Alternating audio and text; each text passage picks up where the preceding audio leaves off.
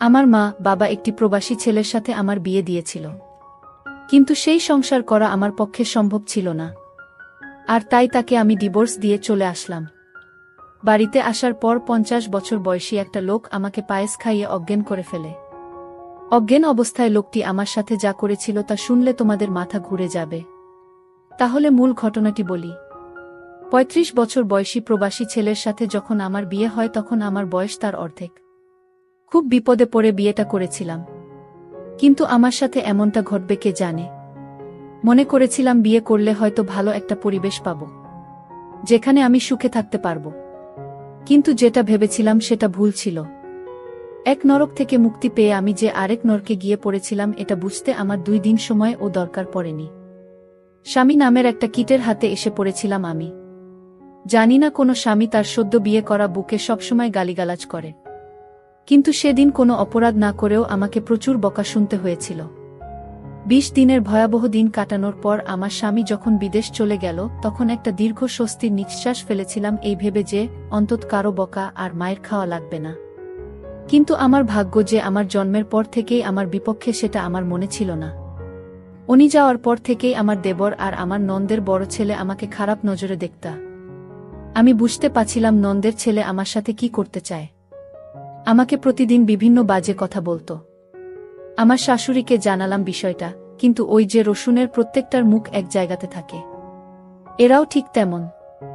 আমি অভিযোগ করার পর থেকে আমার উপর অসম্মানের মাত্রা বেড়ে গেল। সবচেয়ে বেশি আশ্চর্য হতাম যখন আমার নন্দের ছেলে আমার সাথে বাজে বকত। শাশুড়িকে জানানোর পর যখন কোনো কাজ হলো না, সিদ্ধান্ত নিলাম আমার স্বামীকে বিষয়টা জানাবো, কিন্তু সেটাও হলো না।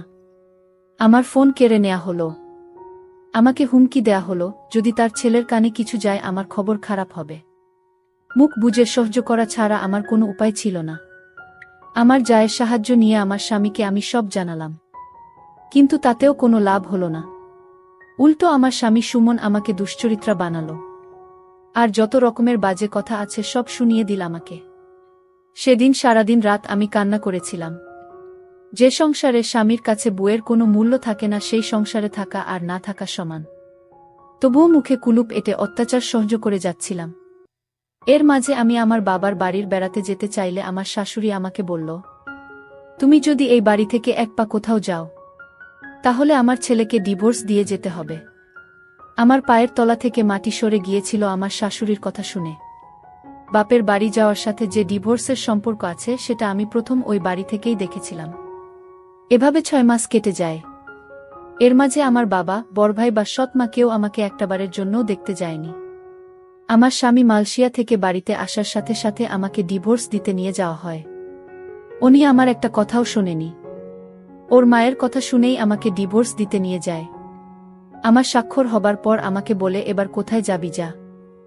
আমার মোবাইল, কিছু টাকা, গহনাসহ যাবতীয় কিছু রেখে দেয় ওরা। শুধু স্যান্ডেল পায়ে সেদিন ওই বাড়িকে পর করে চলে এসেছিলাম। আর বারবার আল্লাহর কাছে বলেছিলাম, আল্লাহ আর কোনো মেয়ের সাথে যেন এমনটা না হয়। বিয়ের সময় ভেবেছিলাম কষ্ট হয়তোবা বিদায় করে দিয়ে বাপের বাড়ি থেকে চলে গেলাম, কিন্তু অভাগীর দিকে কষ্ট বারবার ফিরে তাকায়, তার পিছু ছাড়তে চায় না। তা না হলে কি আর আরও বেশি কষ্ট নিয়ে আবার বাবার বাড়ি ফেরত আসি। বাড়িতে ঢুকে যার সাথেই দেখা হয় সেই আমাকে অচেনা লোক মনে করে এড়িয়ে চলতে শুরু করে। একমাত্র আমার চাচি আমাকে জড়িয়ে ধরে কান্না করে আর আমাকে মেন্টালি সাপোর্ট করে। কিন্তু যাদের সাপোর্ট দরকার তারা যদি না করে তাহলে কি আর কষ্ট কমে? আমার ভাবির কাছে গেলাম, সে আমাকে বলল ভাইয়ের কাছে গিয়ে ক্ষমা চাইতে। মনে অনেক সাহস সঞ্চয় করে বড় ভাইয়ের কাছে একটু ছায়া খোঁজার আশায় গেলাম, কিন্তু সেই ভাই আমাকে সেই দিন মারছিল আর গালি দিচ্ছিল। ভাবি গর্ভবতী ছিল, আমাকে ঠেকাতে গিয়ে সেও ভাইয়ের হাতে মার খেয়েছিল। ভাই শুধু বলতেছিল সব দোষ নাকি আমার, কিন্তু কেউ একটাবার বুঝতে চায় নাই যে আমার সংসার ভাঙাতে আমার কোনো দোষ নাই। আবার সেই উঠতে বসতে সৎ মায়ের খোঁচা, ভাইয়ের দুর্ব্যবহার, আব্বার মুখ গোমরা করে থাকা, মোটের উপর সবকিছুকে জাহান্নামের আগুনের মতো মনে হচ্ছিল।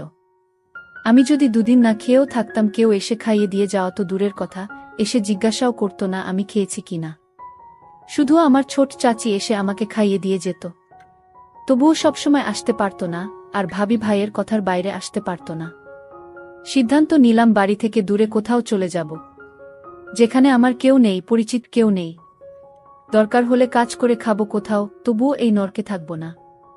কিন্তু পারছিলাম না। কিন্তু সেই সাহসটা সঞ্চার করতে পারছিলাম না, যেটা আমার মা করে দেখিয়েছিল। যেই সাহসের কারণে আমাকে হতে হয়েছে একটা পুরো পরিবারের কাছে কুকুরের মতো। যেই সাহসের কারণে আমাকে দেখলে অন্য সবাই নাক সিটকাত। সেই সাহসটা আমি দেখাতে না পেরে ওই বাড়িতেই থেকে গেলাম। বেশ অবস্থাসম্পন্ন একটা পরিবারে আমার জন্ম হয়েছিল। শুনেছিলাম একটা মেয়ের আশায় যখন সবাই ছিল তখনই আমার জন্ম। কিন্তু কে জানত সোনার চামচ মুখে নিয়ে জন্ম নেয়া শিশুটির জন্য ভয়াবহ সুখ অপেক্ষা করছে। আমার জন্মের পরে আমার মা আমার বাবাকে বিদেশ পাঠিয়ে দেয়, যাতে আমার ভবিষ্যতের জন্য কোনো চিন্তা করা না লাগে। বাবা মায়ের কথা মতো বিদেশে চলেও যায়। আর মা এদিকে বাবার অগোচরে একটা ব্যাংকে চাকরি নেয়। কিন্তু এটা আমার বাড়ির আশেপাশের কারো চোখে সহ্য হয়নি, এমনকি আমার মেজ কাকুরও না। আমার বাবাকে মায়ের চাকুরির ব্যাপারে সবকিছু বলে দেয়। আর সেই দিনই ফোন দিয়ে বাবা মায়ের সাথে প্রচুর ঝগড়া করে এবং মাকে চাকুরি ছাড়তে এক প্রকার বাধ্য করে। মা চাকরি ছেড়ে দিয়ে বাড়িতেই সময় কাটাতে লাগল। এর মধ্যে বাড়ির পাশের একটা লোকের নজর পড়ে আমার মায়ের উপর। আমার বয়স তখন ৮ বছর। সবসময় লোকটা মায়ের পিছু পিছু ঘুরঘুর করত। কি উদ্দেশ্য নিয়ে ঘুরত তা আমি বুঝতাম না। আমি শুধু মায়ের নির্বে কান্না করা দেখতাম। কাউকে ভয়ে কিছু বলতো না, এটা ভেবে যে অপবাদ বের হয়ে যাবে। বলে রাখা ভালো, এটা আমার সৎমা ছিল। একদিকে বড় ভাইয়ের উচ্ছৃঙ্খল জীবনযাপন, অন্যদিকে ওই লোকটার জ্বালাতন মাকে দুর্বিষহ করে তুলেছিল। এর মাঝে কাটার উপর বিস্ফোরা হয়ে আসে আমার দূরসম্পর্কের খালা। সে এসে মাকে বলে যে খালু বিদেশ যাবে, কিছু টাকা লাগবে, টাকার পরিমাণ 4 লাখের মতো। মা তার বোনের মুখের দিকে তাকিয়ে টাকা দেওয়ার কথা বলে, কিন্তু সেটা আমাদের গ্রাম থেকে উচ্চ সুদে নিয়ে। আর সেই সুযোগটাকেই কাজে লাগায় ওই বদলোকটা। আমার মাকে 2 লাখ টাকা ধার দেয়। হয়তোবা ভাগ্যে এমন ছিল, দুর্ভাগ্যবশত খালু টাকা ধরা খায়। সেটাই হয়ে যায় আমার মায়ের জীবনের জন্য সবচেয়ে বড় ভুল। সুদের পরিমাণ যখন বাড়তে থাকে তখন লোকটা সারাক্ষণ মাকে বলতো টাকা না দিতে পারলে আপনার মেয়েকে আমার সাথে বিয়ে দেন। লোকটার বয়স প্রায় 50 হবে। আর সেই লোক কিনা আমাকে বিয়ে করতে চায়। এক কথায় পরিস্থিতির ফায়দা লুটতে থাকল। হঠাৎ করে মা চেঞ্জ হতে থাকল। যেই মা আমাকে কোনোদিন বকা দিত না, সেই মা আমার গায়ে হাত তুলত যখন তখন। দিন দিন আমার মা এই লোকটার সাথে বিয়ে দিতে চাইত। তখন তো বুঝতাম না কাহিনী কি, যেটার বাঁধন থেকে মা বেরিয়ে আসতে পারে নাই। লোকটা দেখতে খুব বাজে ছিল, আর সেই লোকের সাথে আমার বিয়ে দিতে চায়। একদিন 50 বছরের লোকটি আমাদের বাড়িতে এসে আমার মাকে বলল, এই শোন, যদি 15 দিনের মধ্যে টাকা না দিতে পারো তাহলে আপনার মেয়েকে আমার সাথে বিয়ে দিয়ে দেন। আমার মা আমাকে বুঝিয়ে বলল, আমি এত টাকা কোথায় থেকে দিব? তুই বরং লোকটাকে বিয়ে করে ফেল, ওর অনেক টাকা পয়সা আছে, তুই সুখে থাকবি। তুই আর না করিস না মা, লোকটার বয়স হয়তো একটু বেশি। আমি মাকে বললাম, মা, আমি দরকার হয় মরে যাব, তাও ওই বুইড়া লোকটাকে বিয়ে করতে পারবো না। আমি মনে মনে সিদ্ধান্ত নিলাম আমি এই বাড়ি থেকে পালিয়ে যাব। কিন্তু পালিয়ে কোথায় গিয়ে থাকবো, কার কাছে যাব? কিন্তু আমি পালিয়েও যেতে পারলাম না। যেদিন ঘর থেকে পালাবার চেষ্টা করছিলাম, সেই দিন ঘর থেকে বাহির হওয়ার সময় মা দেখে ফেলে। তারপর আমার পিছু নেয়। আমি যখন একটা সিএনজিতে উঠলাম, আর সেই সিএনজিতে বসা ছিল সেই লোকটা যার সাথে আমার বিয়ে হবার কথা। লোকটার নাম শুনেছিলাম আকবর আলী। সেই আকবর আলী আমাকে দেখে ধরে ফেলে এবং বাসায় নিয়ে যায়। বলে রাখা ভালো যে মা এই 50 বছর বয়সী আকবর আলীর সাথে বিয়ে দিতে চাইছে।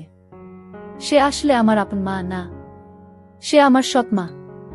আর সৎমা বলেই এরকম একটা 50 বছর বয়সী লোকের সাথে আমার বিয়ে দিতে চাইছে। তাছাড়া ঋণ পরিশোধ করতে আমাকে তার সাথে বিয়ে দেওয়া হচ্ছে। যাই হোক, আমাকে সিএনজি থেকে লোকটা ধরে বাড়িতে নিয়ে আসলো আর বলল, শোন, আমার কিসের অভাব? আমার সাথে বিয়ে হলে তোর সমস্যা কি? আমি লোকটিকে বললাম, দেখুন, আপনি আমার বাবার বয়সী, আপনি আমাকে এখান থেকে চলে যেতে দিন। আমি এখানে থাকব না আর আপনাকে বিয়ে করতে পারবো না। দরকার হয় মরে যাবা, তাও আপনার সাথে আমার বিয়ে হবে না। লোকটি আমার কথা শুনে আমাকে জোরে একটা তাপ্পড় মেরে বলল, এই মেয়ে কি ভাবছিস তুই? আমার টাকার কি সুতা নাই? তোর মা যদি 1 সপ্তাহের ভিতরে টাকা ফেরত না দেয় তাহলে তোর অবস্থা খুব খারাপ হয়ে যাবে। হঠাৎ লোকটির ব্যবহার পরিবর্তন হতে শুরু করল। লোকটি বলল, শোন মা, আসলে আমি ভুল করেছি। তুই আমার মেয়ের মতো, আজ যদি আমার একটা মেয়ে থাকতো তাহলে আমি কি এরকম একটি লোকের হাতে তুলে দিতে পারতাম? লোকটির পরিবর্তন দেখে আমার মনের ভিতর সন্দেহর সৃষ্টি হল। লোকটি হঠাৎ এরকম পরিবর্তন হলো কেন? এই বিষয়টা নিয়ে আমি অনেক চিন্তিত হলাম। লোকটি আমার জন্য নিজ হাতে রান্না করে আমার জন্য খাবার নিয়ে এলো। আমি বললাম, আমি খাবো না, আমাকে এখান থেকে যেতে দিন, আমি এখানে থাকতে চাই না, এখানে আমার দম বন্ধ হয়ে আসছে। আকবর আলী তখন আমায় বলল, ঠিক আছে, তুই যেখানে যেতে চাস সেইখানেই তোকে যেতে দিব, কিন্তু আজ রাতটা আমার বাসায় থেকে যা। আমি কথা দিচ্ছি কাল সকালে আমি তোকে আর আটকাবো না, আমি তোকে বিদায় দিয়ে দিব। তুই যেখানে যেতে চাস সেইখানেই যাবি। আমার মনের ভিতর আরও সন্দেহর সৃষ্টি হলো, আজ রাত থাকার কথা বলছে কেন? কি হয় জানি না। আকবর আলীর বাড়িতে কেউ নাই। আকবর আলীর বউ মারা গেছে। তার একটা ছেলের সন্তান আছে, সে বিদেশে থাকে। আকবর আলী নিজে রান্না করে, মাঝে মাঝে বোয়া এসে রান্না করে দিয়ে যায়। আকবর আলী আমাকে বলল, মা, আজ আমি তোর জন্য নিজের হাতে পায়েস রান্না করেছি, একবার খাইলে বারবার খাইতে মন চাইবে। আকবর আলীর কথা শুনে আমি কিছুটা অবাক হলাম। যেই লোকটা সুদ খায়, আর সেই লোকটা আমাকে এভাবে নিজ হাতে রান্না করে খাওয়ানোর পিছনে অবশ্যই কোনো কারণ আছে। আকবর আলী আমার জন্য পায়েস নিয়ে এসেছে আর বলছে, নে মা, খেয়ে চুপচাপ ঘুমিয়ে পড়। আর যদি তুই পায়েসটা না খাস তাহলে আমার ভীষণ কষ্ট হবে। খেয়ে নে মা, আমি কথা দিলাম কাল তুই যেখানে যেতে চাইবি ঠিক সেইখানে আমি তোকে দিয়ে আসব। তাও তুই খেয়ে নে। আকবর আলী আমায় এমনভাবে বলছিল, আমি না খেয়ে পারলাম না। আমি আকবর আলীর নিজ হাতে তৈরি করা পায়েসটুকু খেয়ে নিলাম। পায়েসটা খাওয়া 30 মিনিট পর আমার শরীরটা কেমন জানি করতেছিল। শরীরটা অস্থির অস্থির লাগছিল। আমার কিছুই ভালো লাগছিল না। আমার চোখে কিছুটা ঝাপসা দেখতে লাগলাম। আমার মাথাটা জিমজিম করে ঘুরাচ্ছে। আমার কাছে মনে হচ্ছে পৃথিবীটা ঘুরতেছে। আমার এরকম অস্থির দেখে আকবর আলী জিজ্ঞেস করল, কিরে মা, কি হয়েছে তোর? যেই লোকটা 2 দিন আগে আমাকে তার ঘরের বউ হিসেবে দেখতে চায়, আর সেই আকবর আলী আমাকে নিজের মেয়ে বানিয়ে ফেল, এটা আমার কাছে কেমন জানি অদ্ভুত ব্যাপার মনে হলো। যাই হোক, পায়েস খাওয়ার পর থেকে আমার মাথাটা কেমন জানি ঘুরাচ্ছে, প্রচুর ঘুম পাচ্ছিল। আমি হঠাৎ বিছানায় শুয়ে পড়লাম। আমি ঘুমিয়ে পড়লাম। এরপর আমার সাথে যা ঘটেছিল তা শুনলে তোমাদের হুঁশ থাকবে না। আমি যেন অজ্ঞান অবস্থায় ঘুমিয়ে পড়লাম। আমার কোনো হুঁশ ছিল না। তারপর আকবর আলী আস্তে করে আমার রুমে আসলো আর আমার বিছানায় বসল। আকবর আলী এক অদ্ভুত আচরণ করল ঘুমের ঘরে। আমি স্বপ্নে দেখতে লাগলাম আকবর আলী আমার কাছে আসছে, আর আকবর আলীর হাতে বিশাল বড় একটা হাতুড়ি দিয়ে আমাকে মারতে আসলো। আর এই স্বপ্ন দেখে আমি বিছানা থেকে লাফ দিয়ে উঠে পড়লাম। উঠে দেখি রুমে কেউ নাই, তবে আমাকে কেমন জানি এলোমেলো লাগছে। মনে হচ্ছে আমার ঘরে কেউ আসছিল। আমি বিছানায় একটা ঘড়ি দেখতে পেলাম, আর সেই ঘড়িটি আকবর আলীর হাতে ছিল। আমি ভালো করে লক্ষ্য করলাম এটা আকবর আলীর হাতে ছিল, কিন্তু দরজা তো ভিতর থেকে লক করা, তাহলে আমার রুমে কেউ ছিল না। তাহলে আমি কি বাজে স্বপ্ন দেখছি? আর সেই স্বপ্নে আমার ঘুম ভেঙে গেল। আকবর আলী আমার রুমে না আসলে তাহলে কে আমার রুমে আসলো? আর ঘড়িটি তো আকবর আলীর। তাহলে আকবর আলী কি আমার রুমে এসেছিল? আমি রুম থেকে বের হয়ে দেখলাম আকবর আলী নামাজ পড়তে লাগলো। আমি আকবর আলীকে দেখি ভীষণ অবাক হলাম। আমি দাঁড়িয়ে থেকে তার নামাজ দেখলাম। নামাজ শেষে হলে আমি তার কাছে গেলাম এবং বললাম, দেখুন, আজ রাতে আমার রুমে কে আসছিল আমি বুঝতে পারছি না। তারপর আকবর আলী বলল, আরে বোকা মেয়ে, তোমার রুমে আবার কে আসবে? তুমি হয়তো দুঃস্বপ্ন দেখছো। তাহলে আমার বিছানায় আপনার ঘড়ি কি করে এলো? কই, ঘড়ি তো আমার হাতে, তাহলে এটা কার ঘড়ি? ও বুঝেছি মা, আমার ছেলে 2টা একরকম ঘড়ি নিয়ে আসছিল বিদেশ থেকে। আর তুমি যে রুমে থেকেছ সেই রুমে আমার ছেলে থাকতো, সে হয়তো ভুল করে ঘড়িটা ফেলে রেখে চলে গেল। আচ্ছা মা, আমি তোমার জন্য একজন পাত্র ঠিক করেছি। আমি তোমাকে তার সাথে তোমাকে বিয়ে দিব।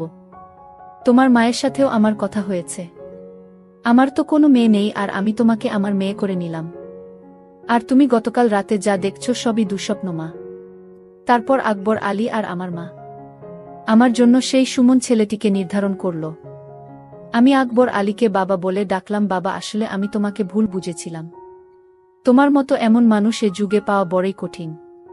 তারপর আকবর আলী বাবা আমার বিয়ের সমস্ত খরচ বহন করে আমাকে সুমনের সঙ্গে বিয়ে দিয়ে দিল। কিন্তু কথায় আছে না, অভাগীর কপালে কি আর সুখ সয়। আমি তাকেও ডিভোর্স দিয়ে চলে আসলাম, কারণ এই পরিবারটি ভালো ছিল না। তাই বাড়িতে আসার পর কেউ আমাকে আশ্রয় দেয়নি। তাই এখন ঢাকা শহরে নিজে চাকরি করে নিজের পেট চালাই। জানি না তারপর আমার কপালে কি হয়। আজকের গল্পটি এখানেই শেষ করলাম। যদি গল্পটি ভালো লাগে তাহলে চ্যানেলটি সাবস্ক্রাইব করে পাশে থাকবেন। ধন্যবাদ।